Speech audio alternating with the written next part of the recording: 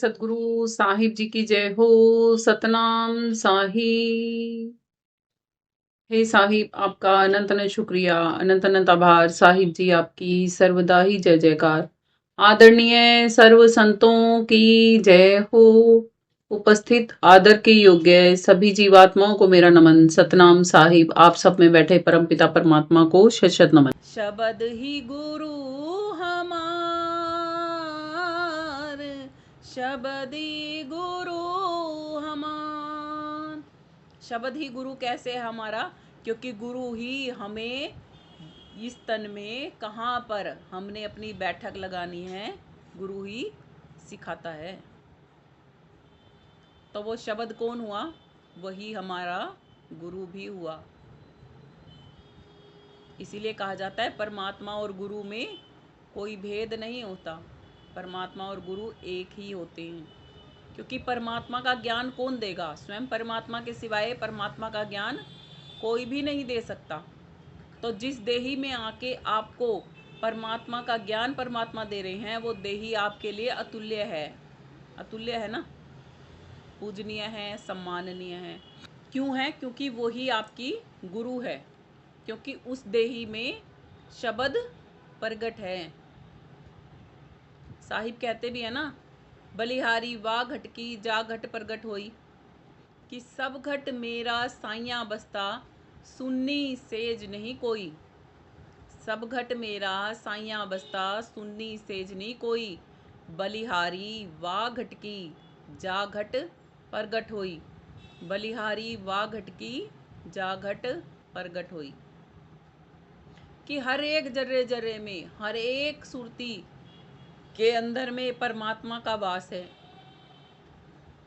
हर एक प्राणी में परमात्मा का वास है।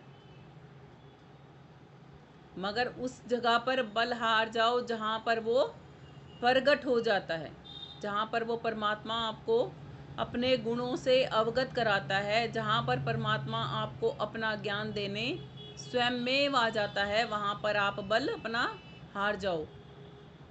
और जब आपको गुरु से दीक्षा मिलती है, ज्ञान मिलता है, जब गुरु आपको आपके ही तन में अपना पता बता देता है, तब आप उधर रुक जाओ, अपने उस निज पद पे ठहर जाओ।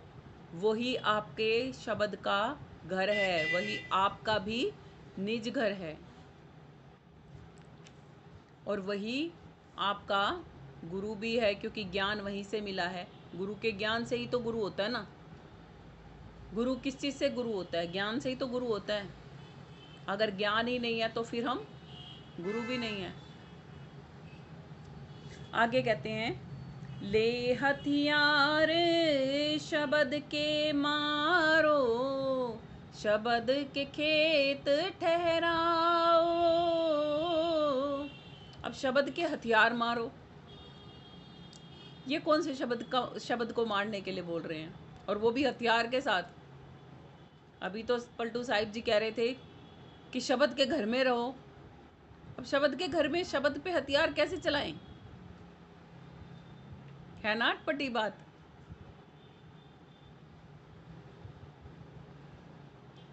है क्या नहीं अटपटी बात? ले हथियार शब्द के मारो, तो कैसी बात है? अटपटी बात है ना। ये अब कौन से शब्द के मारने के लिए बोल रहे हैं वो समझना है। शब्द शब्द बहु अंतरा, शब्द के हाथ ना पाओ। शब्द शब्द बहु अंतरा, शब्द के हाथ ना पाओ।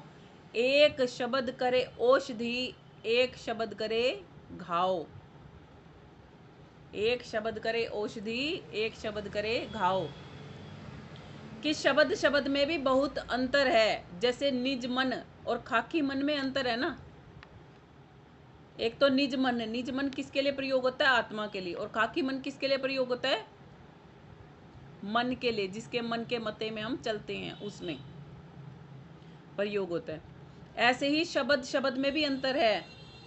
एक शब्द सुख रास है तो एक शब्द गल फांस भी है। आगे कहते हैं, एक शब्द सुख खानी है, एक शब्द दुख राशि। एक शब्द सुख खानी है, एक शब्द दुख राशि। एक शब्द बंधन कटे, एक शब्द गल फांसी। तो अब इसमें अंतर है ना सब में। देखो कहते हैं शब्द शब्द बहु अंतरा, शब्द शब्द में भी बहुत अंतर है। जो ये मुख से बोल रहे हैं ये भी तो शब्द है, जो हमारे कानों के अंदर जाते हैं वो भी शब्द है, जो हम लिखे हुए बुक्स में से पढ़ते हैं वो भी शब्द है, और शब्द ही परमात्मा भी है। तो सभी शब्द अलग अलग हो गए ना, ये वर्णात्मक शब्द अलग हो गए, धुनात्मक शब्द अलग हो गए, लेखनी में जो हम लिख रहे हैं वो शब्द अलग हो गए ना, सभी अलग अलग। और सभी भाषाओं के सभी शब्द अलग अलग होते हैं। इसीलिए साहिब कहते हैं 52 अक्षर जीव आधारा, सार शब्द जीभा से न्यारा। 52 अक्षर किसी में, जैसे हिंदी में 52 अक्षर हैं, इंग्लिश में 26 हैं, किसी और भाषा में और कम ज़्यादा होंगे। तो कहते हैं इन शब्दों में वो परमात्मा नहीं है। और ये जिस शब्द को मारने के लिए बोला जा रहा है ना, ये मन रूपी शब्द को मारने के लिए बोला जा रहा है। यहाँ पर जो कहा है ना, ले हथियार शब्द के मारो, जो विचारों में हमारे शब्द होते हैं ना, कुविचार वाले, सदविचार वालों को नहीं कहा, कुविचार वाले जो शब्द हमारे अंदर में होते हैं ना, वो भी तो शब्द ही हैं। कहते हैं उनको मारो हथियार लेके। और कहाँ पर रुको? शब्द के खेत में ही ठहर जाओ।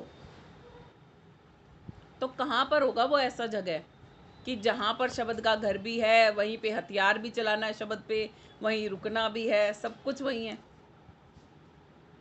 तो हम क्या इसीलिए कहते हैं ना, संतों की वाणी अटपटी है, समझ में नहीं आती।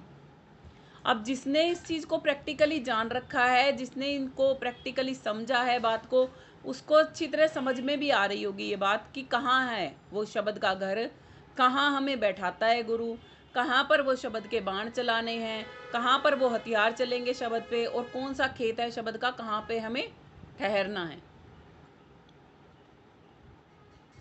विचार कहाँ पर उठते हैं हमारे अंदर में?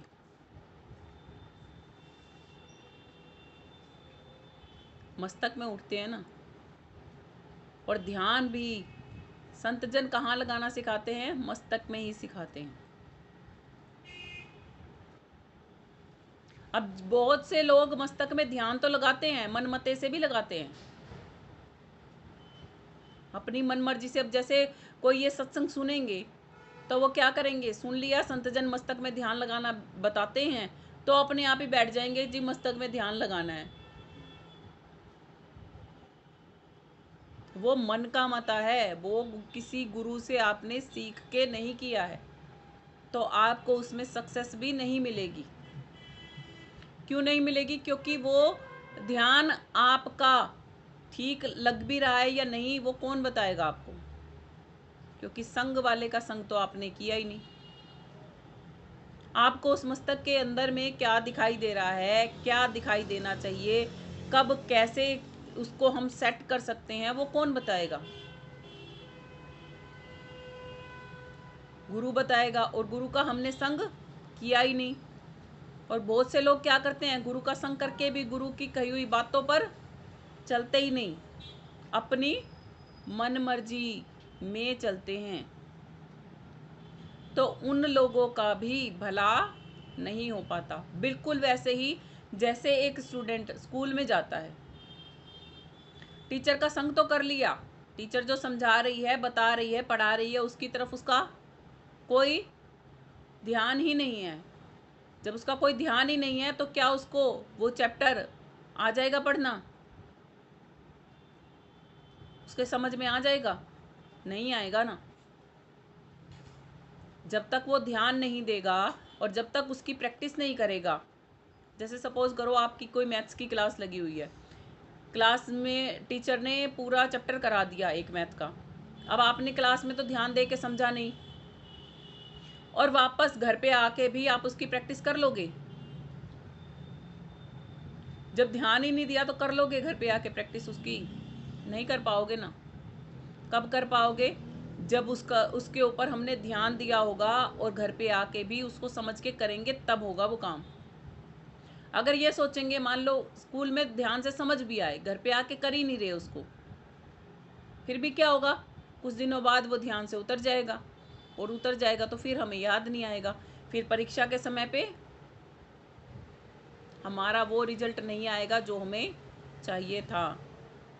ऐसे ही आत्माओं के साथ होता है। आत्माएं संसार में कुछ का कुछ करती रहती हैं। अव्वल तो उन्हें शब्द वेदी गुरु नहीं मिलते, और शब्द वेदी गुरु मिल भी जाते हैं तो उनका वो संग पूर्ण रूप से नहीं कर पाती, और जब पूर्ण रूप से उनकी बातों को अंगीकार नहीं कर पाती हैं तो फिर उनको धुन धुन पछताना पड़ता है, क्योंकि उनकी बातों पर ध्यान नहीं होता उनका। जब उनकी बातों को ध्यान से सुनेंगी ही नहीं तो ध्यान से मनन कैसे करेंगी? जब चिंतन मनन नहीं करेंगी तो फिर उनके दिखाए पथ पे चलेंगी कैसे? और जब उनके दिखाए पथ पे चलेंगी नहीं तो अंतिम समय में तो फिर यम के दूत ही आएंगे लेने, और संसार के भी कार्य व्यवहार सही नहीं चलेंगे, सब गड़बड़ हो जाएंगे।